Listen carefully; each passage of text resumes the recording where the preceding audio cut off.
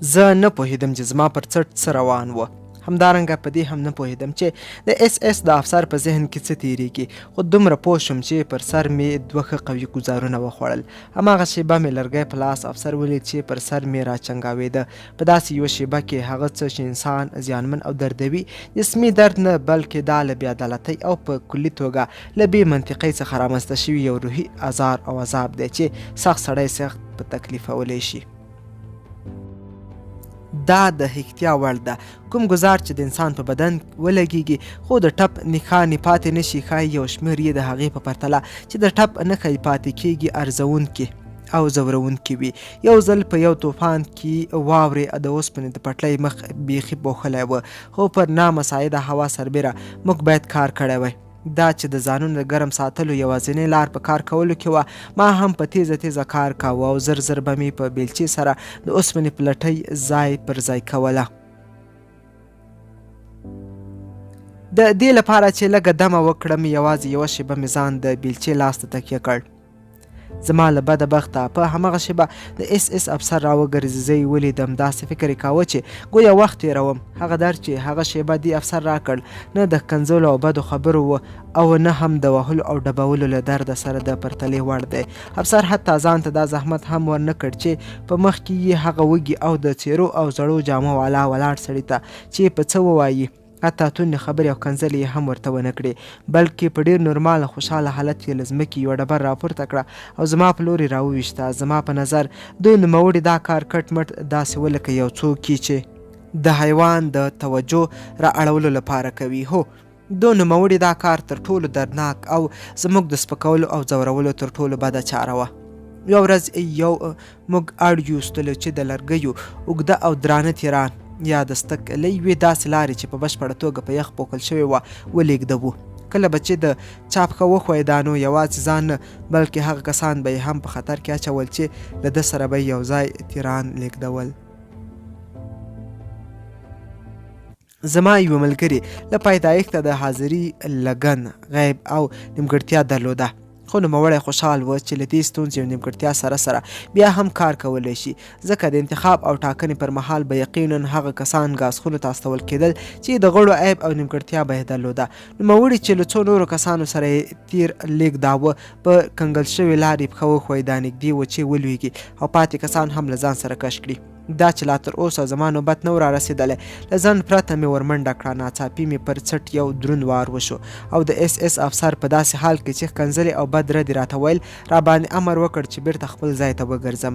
د تعجب وړ ده، همدې افسر چې زه یې وډبولم څو دقیقې وړاندې یې موږ ته په سپکوونکې لهجه وویل چې موږ خوږان اصلا د همکارۍ حس نه لرو. یو ورځ چې تودوخه هم د فارنهایت 2 درجې وه، په یوه ځنګل مو د یخ وهلې ځمکې په کیندلو پیل وکړ، څو د اوبو پایپونه پکې تیر کړو. په دې ورځو کې له بدني پلوه سخت کمزوري شوی وم. یو سرکارګر چې چاق او سره غومبري یې درلودل راغی. د ده په لیدو د خوږ څېره رایاده شوه. په هغه چیچونکې یخنۍ کې زما سترګې د نوموړي په ګرمو او نرمو لاسمغانو یا دستکشو ولګېدې. تر یوې شېبې یې غلی خو ښه په ځیر ځیر راته وکتل. یو دم یې احساس کړه چې دا سړی د یو کاري په څېر ماته په کمین کې ناست دی. یو اندازه خاوره یې چې کیندلې مې وه په مخ کې مې پرته وه. همدې خاورې زما د کار اندازه څرګندوله. ناڅاپه یې غوږونه پورته شول. چټل خوږه، له ډېر وخته مې درته پام و، زه به تا ته کار کول در زده کړم. مجبور وم چې دی په خپلو غاښونو ځمکه وکینې او د یوې حیوان په څېر ومرې. خیر خوب، خوښ به دې شم. په ژوند کې دې هېڅکله کار نه دی کړی. چټل خوږه، څه کار کوې؟ سوداګر وې؟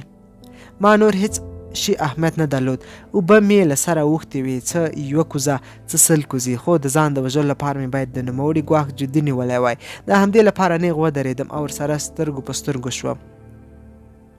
زه یو ډاکټر وم، یو متخصص ډاکټر. څه ډاکټر وې؟ شرط تړم چې یوازې د خلکو جیبونه دې وهلي او خالي کړي دي. ما په یو دولتي روغتون کې کار کاوه او له خلکو مې هم کومې پیسې نه ترلاسه کولې، خو ډېر ژر متوجه شوم چې اضافه او زیاتې خبرې مې وکړې. په همدې حال افسر راټوپ کړل. ناڅاپه یې پر ستونې را حمله کړه، په داسې حال کې چې د یو لیوني په شان چغې یې وهلې. زه یې په ولو پورته او پر ځمکه کلک وویشتم. نور په یاد نه لرم چې د چغو پر مهال به یې څه ویل. د دې کوچني داستان له بیانولو څخه زما موخه دا ده څو وښیم داسې شیبې هم راتلې چې ان د یوه مسخه شوي زنداني کرکه او غوسه یې هم راپارولی شوی.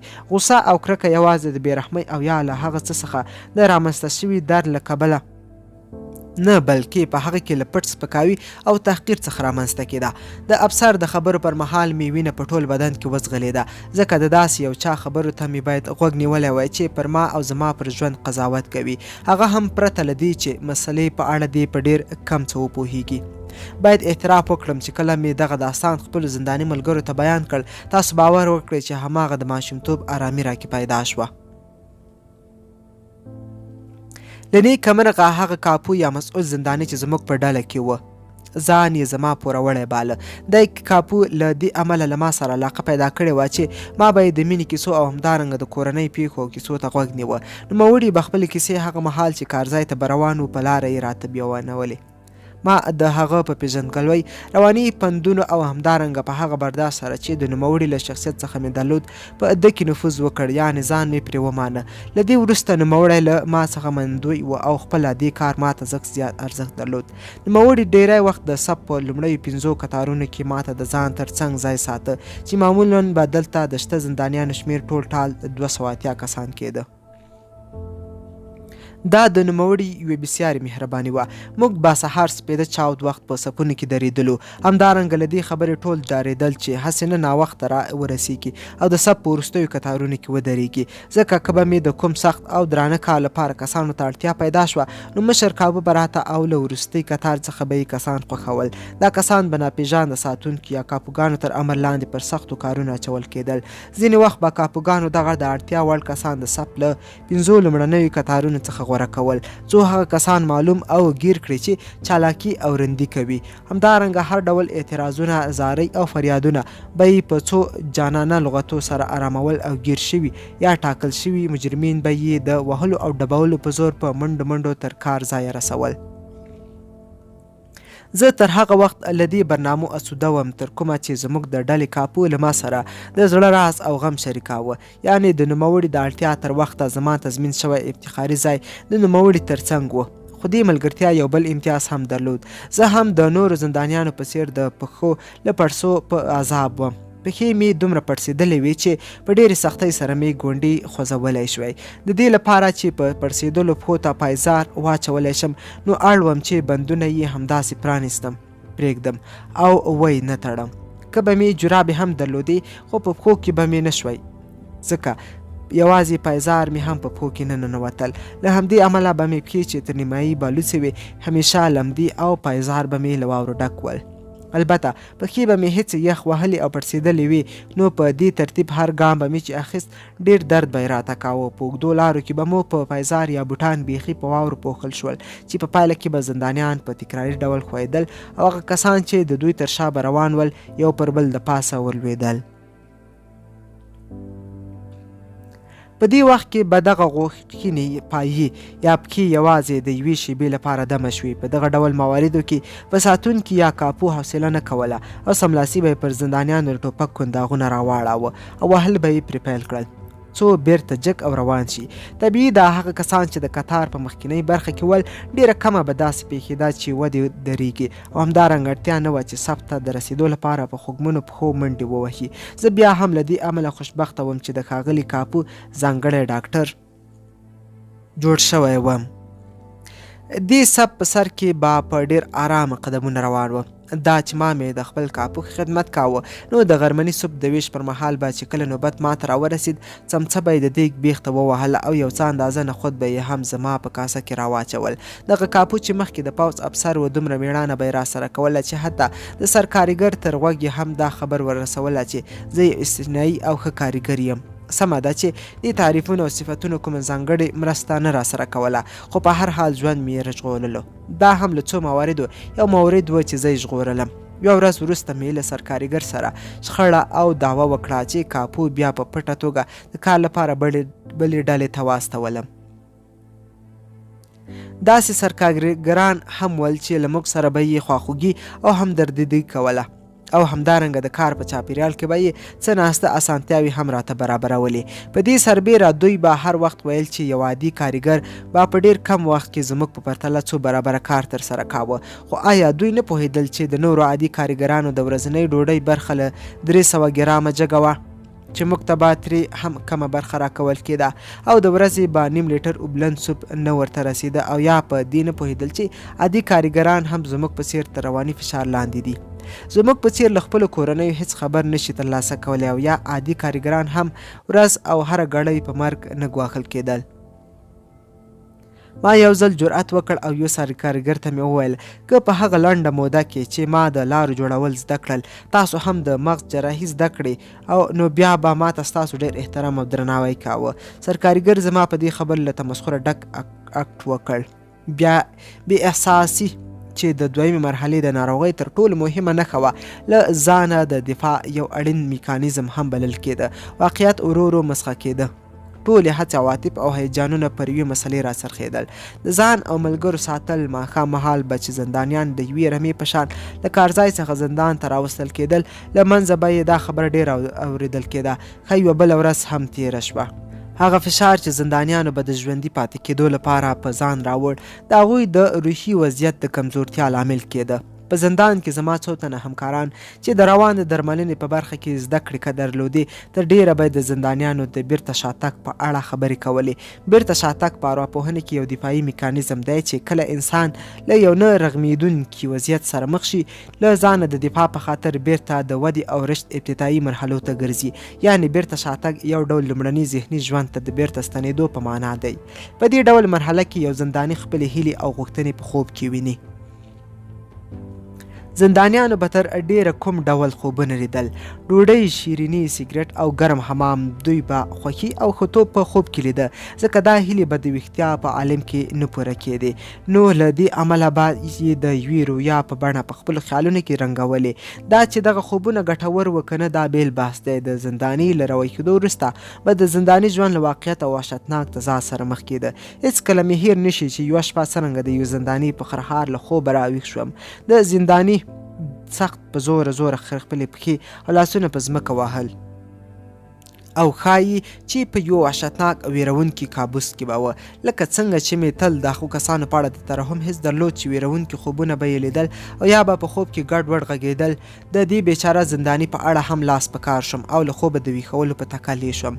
لاس مې ور وغځاوه چې په ښورولو سره یې راویښ کړم. خو ناڅاپه مې خپل لاس ونیو او بیرته مې شاته راکش کړ ځکه له دې کار چې غوښتل مې ترسره یې کړم سخت وډار شوم. په هماغه شیبه دې حقیقت ته ورسېدم چې یو خوب که هر څومره ویرونکی هم وي د زندان د ژوند د واقعیتونو سختوالی او تریخوالی ته نشي رسېدلی.